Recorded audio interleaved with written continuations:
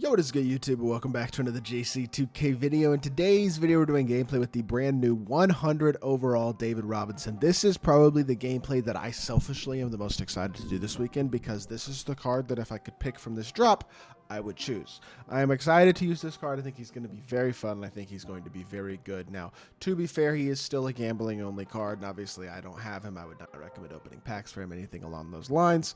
Do not spend your money on this game, please. I will never have this card because I opened my 110 box with MT, and that is all I will have. So I guess I'm going to lock in the set here in a couple days with MT. So when I do that, I might theoretically have a chance to get D-Rob, but unlikely. Anyways, going to be incredibly 7-1 power forward center, one of the better bigs in all of my team card that I'm very excited to use. Before we hop into the video, if you haven't already, make sure you hit that subscribe button. Help me push towards the 30,000 subscriber mark on the channel. I upload every single day, tons of consistent daily my team content. Would really appreciate it if y'all do subscribe. Massive shout out to my boy Gibson for letting me hop on his account to record this gameplay. Really appreciate that a lot. And without further ado, let's hop right into it. D-Rob, 7-1, 99 offense and defense, 99 stats across the board. Literally every stat on 99 except for those passing stats. And that's it. Those are the only stats that are not 99. They're all 98, so they're all going to play like 99 anyway.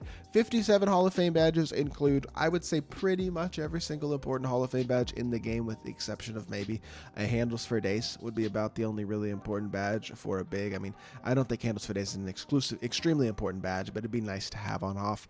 As a big, though, as a whole, with everything this card does well, he is not missing a thing of importance. And you can add Space Creator if you want, the only badge he doesn't have.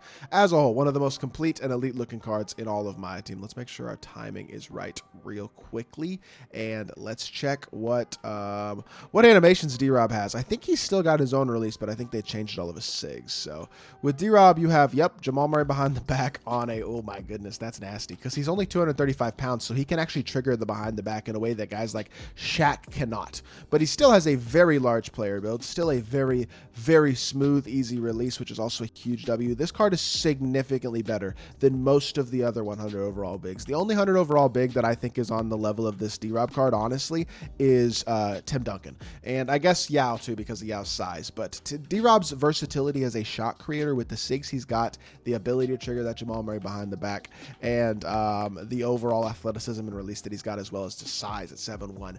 There are very few bigs in the game that are better than this D-Rob, and I think when you're at the power forward position, he might be... I mean, like him and Tim Duncan, because Tim Duncan has patty base. I think those are probably your top two right now in terms of power forwards when it comes to gambling cards like that include 100 overalls. Generally, I don't include 100 overalls when I rank cards, but including the 100 overalls, I mean, D-Rob's one of the very best cards in the game, without a doubt. This card is incredible. Very excited to use him. Let's hop into a game. Let's see what David Robinson can do. All right, hopping into this game. We got a better team than our opponent for sure. Should be able to, I think, dominate pretty easily. This D-Rob card, I'm not going to lie, I've already played 2 games with this card, and I don't think there's a better big in the game than this D-Rob. Maybe Tim Duncan because of that patty base, but the way this card moves, y'all see it right there at the top of the key, his ability to shot create with the ball in his hands, combine that with the Jamal Murray behind the back, and the release that is very good. And, like, you are looking at... I think very much in argument to the best big in the game, period, right now overall. Like, I think, I don't know. Like, a guy like Dikembe Mutombo is really good, for example. That ball was definitely out of bounds, wasn't it? I'm so confused. I think it's our ball. It looked like that ball was, like, out of bounds 5 seconds before it got called out of bounds, though. It was weird. But... yeah, I mean, obviously, I think, I don't know. D-Rob is really, really good. He does everything that you want a big to do very, very well while providing elite level size. And, like, I just think it's hard to... I don't know. It's hard to argue with this level of versatility at his size, because he is 7'2", like 7'1", with a pretty big player build, so he could play center if you want. He could play power forward. I feel like with the way height works this year, he's still going to struggle a bit against a Yao Ming. Even against maybe a Mark Eaton or somebody like that occasionally, but in general, for the most part, I think he'll be fine in most matchups height-wise, and I don't think he's going to struggle too much against those guys, just because of how good he is all the way around and how solid his animations still are. Him having the Jamal Murray behind the back, though, I think is the icing on the cake, though. That got slowed down right there. That release did. That was kind of annoying. I don't know why it got slowed down, to be honest, but... Good dunk there. He cuts it to a 2-point game. There's just I think the Jamal Murray behind the back is the icing on top, but I'm not going to lie. He was destroying against I played a dude already trying to get a gameplay who had a team worse than this, but D-Rob was just decimating. I mean, just the way that this card can put the ball on the floor and attack, and this is with gold handles for days. If you have a half handles for days, it's going to be even better. Not to mention being so big, having the player build, having the size. I mean, he's got a size advantage over the vast majority of guys you're going to see at the power forward position. And at the center position, I just think there's a speed and skill ability with it he has that most cards just don't have. And I just think there's very few bigs in the game that can really shot create at this level, and I'm very, very pleased with what I'm seeing out of this D-Rob card.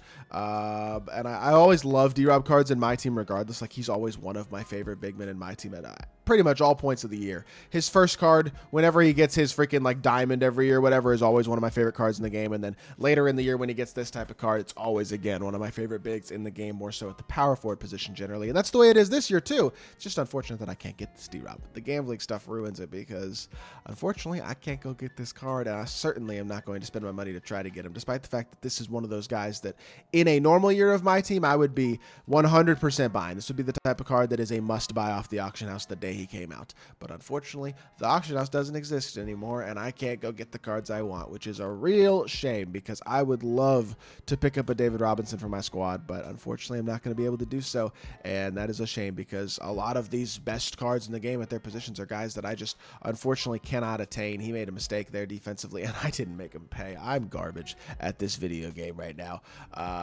It's not Patty Mills base, I will say, but it's one of the better big men releases in the game. Y'all have used D-Rob's release. It's the same release he's had since freaking 2K19, 2K20. Like, he's had this release for years and years and years. So y'all know how smooth and butter D-Rob's release is, as always. And then obviously, like I said, I mean, Dikembe Mutombo can't do it behind the back. D-Rob can, and that's a big deal because that's a big shot creation move right there. Good ball movement, right, or good job of drawing the defensive attention right there, beating the Julius Randle off the dribble and then causing the defensive help from Moses, and that provides an opportunity for a dump down and an assist. Nice playmaking ability again by David Robinson. Stay in front here, go into the screen, good D, wall this up. I cannot believe that he slipped behind me there, but that's my fault for letting him slip behind me.